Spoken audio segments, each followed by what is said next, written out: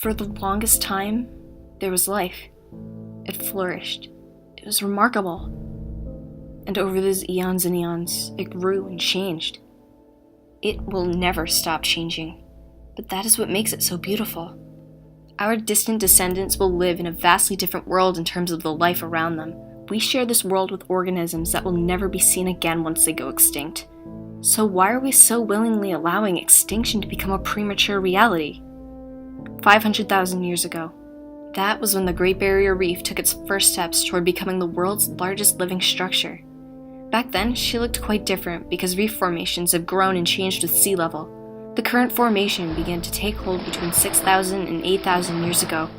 Located in the Coral Sea off the east coast of Australia, the Great Barrier Reef became the most exquisite reef system on the planet. She had 2,900 individual reefs, 900 islands. Her expanse of 2,600 kilometers could be seen from outer space. She was mother to 600 varieties of hard and soft coral. 6 species of sea turtles patrolled her waters. 215 species of birds watched her grow and changed from above for thousands of years before airplanes took the skies. 1,500 varieties of fish, 10% of the world's fish species, called her home.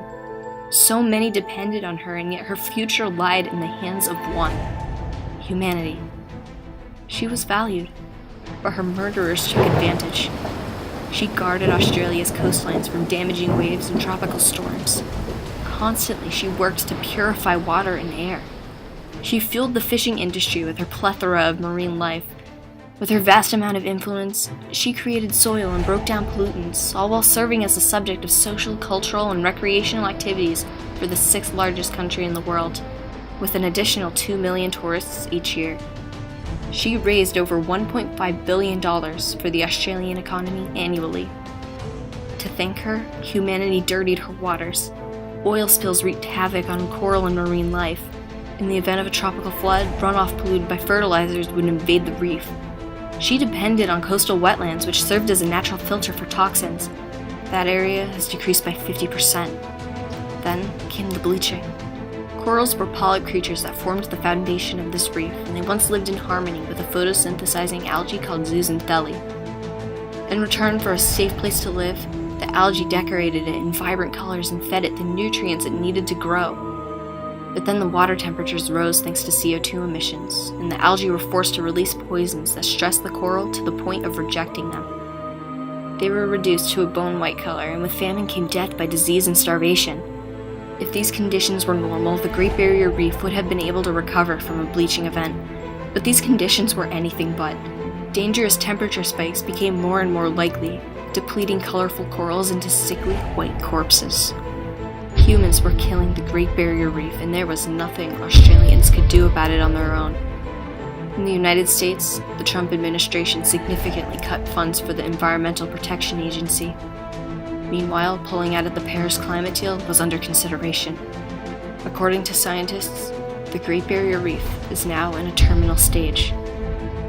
2016 and 2017 have been recorded as the first time in history that bleaching events have hit 2 years in a row. It would take a decade for even the fastest growing coral to recover, but that would require the next 2 years to pass without bleaching. Since it is so likely that another bleaching event will ravage her, the chances that the Great Barrier Reef will return to a healthy state are slim to none. As of now, 93% of the reef has been damaged in some way by bleaching, and 2/3 of that was severe. As temperatures continue to rise, corals will experience more and more bleaching events. Just 1 degree Celsius of warming so far has caused 4 events in 19 years. She is not a lost cause, but she might as well be. The likelihood that the government will listen and act within this window is almost negligible. We need to get used to the fact that we have killed the Great Barrier Reef, and we need to realize that there are other beautiful ecosystems in danger but still stand a fighting chance. Please stand up for the Amazon rainforest. Please stand up for the Maldives. Please stand up for the Seychelles, the Alps, and Alaska.